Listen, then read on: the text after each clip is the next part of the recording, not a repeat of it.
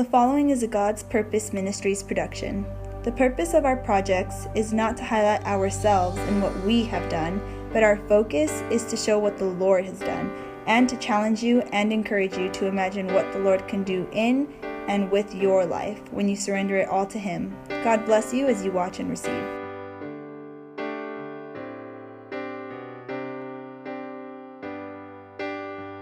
Hi, I'm Pastor George Williams with God's Purpose Ministries, and this is my good friend Shara Rush. This was your first trip to Nigeria, right? Yes, it was. And we went to several orphanages, and Yes. we went to an IDP camp, which is a displaced persons camp. Mm-hmm. And we saw, how many children? 2,200 Yeah, 2,200 children just in that camp alone. in that camp. So this camp was founded by Pastor Solomon. Yes. And these were children that were from up north in Nigeria. Rescued. What happened was militant Muslims came in and killed the parents in these different villages and towns. And they didn't kill the children, they just killed the mothers and fathers. And so they left about 2,000 orphans to just fend for themselves in the wild. And so what happened was For a month and a half, they lived in the mountains, Yeah. living off of rocks and dirt and bark and leaves. And some of them would even, as disgusting as it sounds, they would drink their urine to keep liquid in their bodies. And some missionaries found out about it. There was like 5 of them that are connected to the camp. And they made a plan, and they went and they saved their lives. They went in and brought them down from the north. Majority of them have no place to sleep. No, they're sleeping in trees, into the trees on the ground. They sleep actually on the dirt. They're short on food, medicine, and medical supplies. So in preparation for our trip, I think we've got about $10,000 worth of medical supplies that we took with us that were donated from local retailers and friends. They definitely benefited from what we took. So we're excited about being able to go back. We went into a few orphanages first. Mm-hmm. We took 150-pound bags of rice. Bags of rice. Huge bags of rice. And noodles. That's right, noodles, and just the basics, the staples. So we were able to be a blessing to a couple different orphanages in the city of Benin in Nigeria. But then we went to the outskirts, where the camps are, and that's where I feel the need really is, because these are children who have no medical attention, they barely have food, they sleep on the ground, they play with rocks. I mean, there was one child there who had a plastic truck, something you'd buy at the 99-cent store, just a little beat up old dirty plastic truck, and it was like the prized possession, like all the kids wanted it. We went there to give them hope, letting them know that they're not alone, that there are those that love them and care about them, that don't even know them. But when we got there, it was like it flipped, because I saw such joy and hope in them with just their smile that comes in their eyes. And they gave me hope.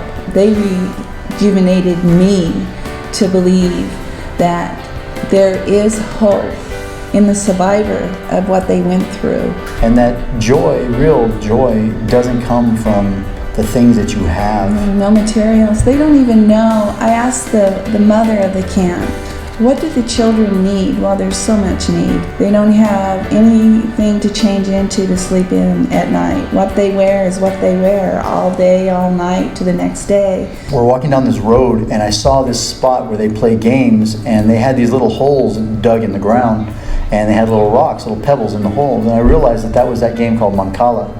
And I said, hey, I know that game. And I went over there and I squatted down and I started to kind of arrange it. And next thing I know, there must have been 50 to 100 kids that came swarming around us wanting to play. So we started to play the game, and man, the kids, there's just like light coming out of their eyes, and they just have so much joy. It's just unbelievable. The love is what it is that is healing them. We went and we took a lot of supplies. We took toys and all kinds of gifts and things for the children, but it was just like I said, a drop in the bucket, and the Lord really laid it on my heart. He said, when we get home, we're going to tell everyone we can tell about this camp and about the tragedy, about these children whose parents have been taken from them, who are sleeping in the dirt, sleeping in the rain, Right now they're trying to get electricity where the children don't have to eat in the dark. There has been some solar panels that solar panel lights that have been put there, but not enough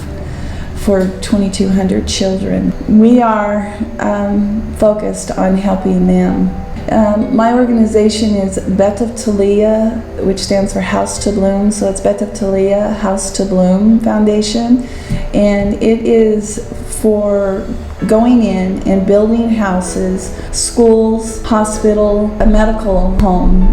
For when we rescue the children, there will be doctors and nurses there to care for the children that come in that need it. We want to build them a gym. They do sports, but it's just relay sports. They run barefoot in these gravel and the dirt. So we're hoping to also get running shoes for them. But there's no limit to what my foundation will do for the children to let them have a safe haven. We are basically on a campaign to raise funds to make a difference in these young children's lives. And this is only one camp of many.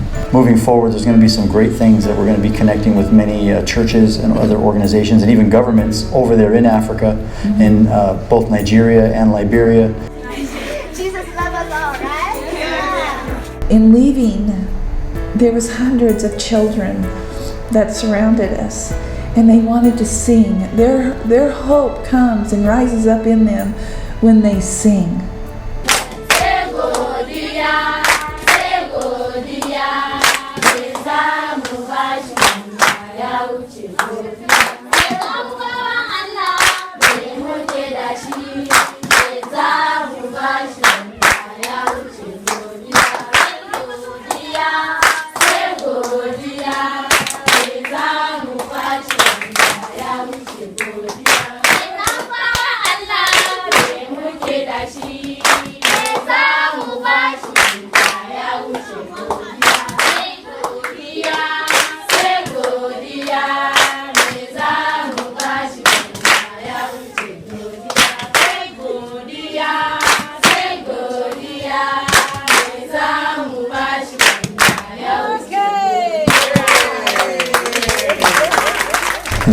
The children that are there range in size all the way from almost infants and toddlers all the way up to 18 years old. Yes. And then many of the people who work there as assistants actually were orphans there Yes. when they were younger, and now they have stayed on to help the younger ones. They have one child that went to college, their first one that they sent to college, and she returned.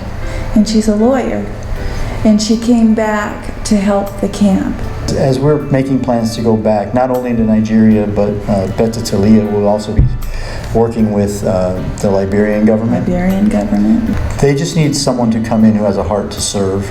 And we want to come with funds to be able to build orphanages, because there are so many thousands and thousands of children there who do not have parents. Now, we don't all have a ton of money. Most people in America are pretty much living paycheck to paycheck. Yeah. Whatever you can do, whatever you can give, believe me, it can go so far in places like Nigeria and Liberia. And when we all just get together and just give a little bit, it can make a difference in a lot of lives. And we've seen the smiles on their faces, the joy in their heart, and yet we know the need is so great. And so food is still a big issue at these types of camps. And so we just want to be a blessing, and we want to give you the opportunity, because I've learned through the years that in order to be blessed, you need to be a blessing. When we were preparing for this trip, we had such huge plans that the Lord laid upon our hearts, and so much money that we needed to raise. And yet at the same time, all these new needs began to spring up. Local needs, families in our congregations, just different emergencies began to come up. And every time we turned around, remember I would send the text messages out to the team and I'd say, guess what, today somebody donated this and somebody gave that. And then today we got, a whole pallet full of medical supplies. And over here we got t-shirts. We gave away like 500 t-shirts. Every time we turned around and we gave to help someone else, the Lord blessed us even more toward what He was going to do in Nigeria. We want to give you an opportunity out there today to help us, to help them. There is such a need, and we take so many things for granted. So many things for granted. They don't have toothpaste, toothbrushes, Band-Aids, bandages, medicine, medical supplies, food, bathrooms, simple things that we don't even think about. Well, it's the reality over there. There's some that have never even brushed their teeth. We took dental supplies, but we're going to go way beyond that. Yes. From this point on, we're taking a team of dentists and dental hygienists. We're going to be training people over there to do dental cleaning and dental hygiene so that once our team leaves, they can continue it. We're going to be trying to form a clinic. Hopefully we can build a clinic there, but we will at least be training some people, once our team is gone and they're no longer there to actually do the cleaning and the other things that are needed. Give someone a fish, you feed them for a day, but if you teach them how to fish, you can feed them for a lifetime. And we want to teach them all the skills, some of the older children or the young adults that are there, how to do these things. So we're planning on making a huge difference in so many different ways, from starting orphanages in Nigeria and Liberia, through BEIT of Tahleia, and through our dental team.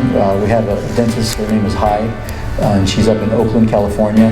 And she went with us on this last trip, and she was amazing, and the Lord just touched her heart in such a way, such a powerful way. She can't wait to get back there. And she's gathering up teams of other dentists, and we're gathering donations, and we're just doing all that we can. So just make yourself available, ask the Lord, ask Him what you should do. Don't give because Pastor George said to give. Don't give because Sister Shara said to give. Give because the Lord puts it on your heart to give.